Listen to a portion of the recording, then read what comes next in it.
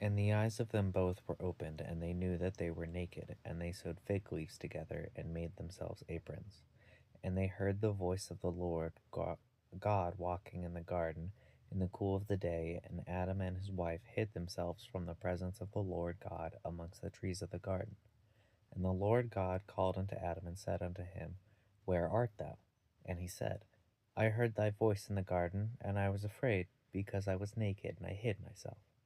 And he said, Who told thee that thou wast naked?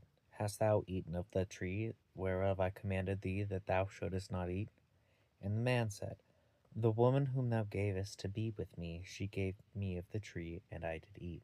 And the Lord God said unto the woman, What is this that thou hast done? And the woman said, The serpent beguiled me, and I did eat.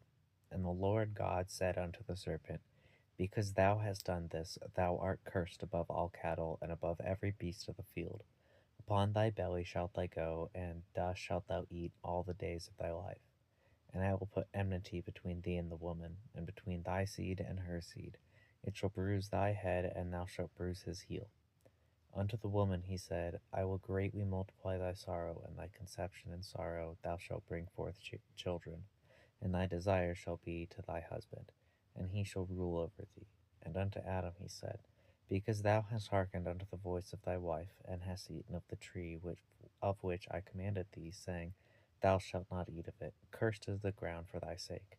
In sorrow shalt thou eat of it all the days of thy life. Thorns also and thistles shall it bring forth to thee, and thou shalt eat the herb of the field. In the sweat of thy face shalt thou eat bread, till thou return unto the ground, for out of it wast thou taken, for dust thou art, and unto dust shalt thou return. And Adam called his wife's name Eve, because she was the mother of all living. And Adam also unto his wife did the Lord God make coats of skins, and clothed them. And the Lord God said, Behold, the man is become as one of us, to know good and evil. And now, lest he put forth his hand, and take also of the tree of life, and eat, and live forever. Therefore the Lord God sent him forth from the garden of Eden to till the ground from whence he was taken. So he drove out the man, and he placed at the east of the garden of Eden cherubims and a flaming sword which turned every way to keep the way of the tree of life. And Adam knew Eve his wife, and she conceived and bare Cain, and said, I have begotten a man from the Lord.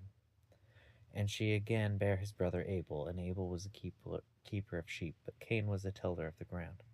And in process of time it came to pass that Cain brought of the fruit of the ground an offering unto the Lord.